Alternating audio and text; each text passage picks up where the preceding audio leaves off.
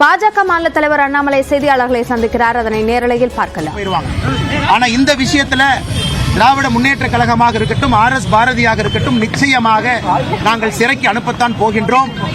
அவர்களிலிருந்து வசூலிக்கப்படக்கூடிய அந்த மான நஷ்ட தொகையும் கூட கள்ளக்குறிச்சியிலே போதையால் பாதிக்கப்பட்டவர்களுக்கு ஒரு மறுவாழ்வு சிகிச்சை மையமாக அமைக்கும் என்பதையும் கூட எங்களுடைய அபிடவிட்ல சொல்லியிருக்கோம். அப்புறம் கேஸ் நடக்கும். வருகின்ற காலத்தில் பத்திரிகை நண்பர்களுடன் சந்திக்கத்தான் போறோம். வேற ஏதாவது கேள்வி இருந்தா கேளுங்கன்னா பதில் சொல்றோம்.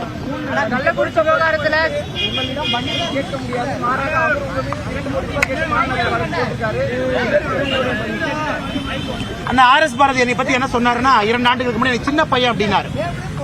அவர் யாரையோ பெரிய பெரிய தலைவர்கள் எல்லாம் சிறைக்கு அனுப்பிச்சிருக்கேன், அவர் கையில ஜாதக ரேகை பக்காவா இருக்கு, அது இந்த முறை பாத்திரலாம். இந்த சின்ன பையன் திமுகவுக்கும் RS பாரதிக்கும் இந்த கேஸ வச்சு என்ன செய்யறான்னு பாத்திரலாம். இதே சின்ன பையன் RS பாரதி அவருடைய ராசியான கைரேகை என்ன பண்றாருன்னு பாருங்க. அதனால இந்த கேஸை பொறுத்த வரைக்கும் நிச்சயமாக இந்த லாஜிக்கல் இதுக்கு எடுத்துட்டு போறோம். RS பாரதி அவர்களையும் திராவிட முன்னேற்ற கழகத்தையும் நாங்கள் விடப்போவது கிடையாது. we will take it to the logical end.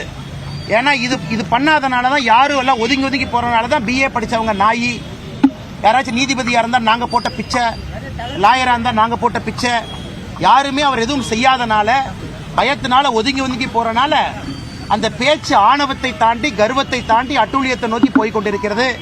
அதனால் இந்தியாவிலே அது முதலா இருக்கும். நான் கள்ளச்சாராயத்தை காட்சி வித்தேன் அப்படின்னு சொல்லிட்டு மான நஷ்ட வழக்கு போடுற ஒரு ஆள் மேல மான நஷ்ட வழக்கு போடக்கூடிய ஒரு ஆள், அப்பனா அவருடைய லீகல் அட்வைசர்ஸ் எல்லாம் சரியானவரான்னு RS பாரதி அவங்க செக் பண்ணணும்.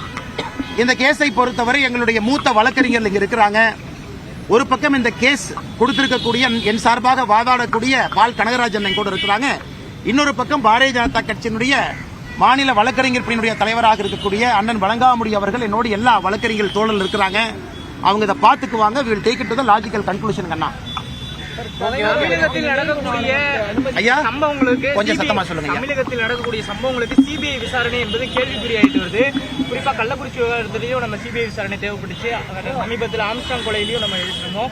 எந்த ஒரு நடவடிக்கை எடுத்த மாதிரி அண்ணா? ஆமாண்ணே, எந்த நடவடிக்கை எடுக்கல. காரணம், முதலமைச்சர் மடியில கனம் இருக்கிறனாலதான் இந்த CBI கொடுத்திருக்கக்கூடிய ப்ராசிக்யூஷன் சாங்ஷன் அதையே வித்ட்ரா பண்ணிருக்காங்க. முதலமைச்சருக்கு தைரியம் இருந்தா அந்த ப்ராசிக்யூஷன் சாங்ஷன் வித்ட்ரா பண்ணதை திரும்ப ரீஇன்ஸ்டேட் பண்ணட்டும்.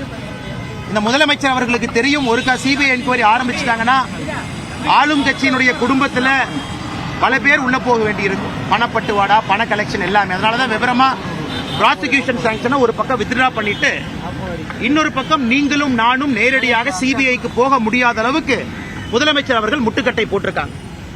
நாங்களும் எங்களால் முடிந்த அளவுக்கு national commission for schedule cost, NHRC, நேற்று நம்முடைய அரசியல் தலைவர்கள் எல்லோரையும் பார்த்திருக்கோம். உள்துறை அமைச்சர் கடிதம் எழுதியிருக்கோம். இன்னொரு பக்கம் நீதிமன்றத்தில் கோர்ட் கேஸ் நடந்துகிட்டு இருக்கு, CBI என்கொயரிக்கு இது மாற்றணும்.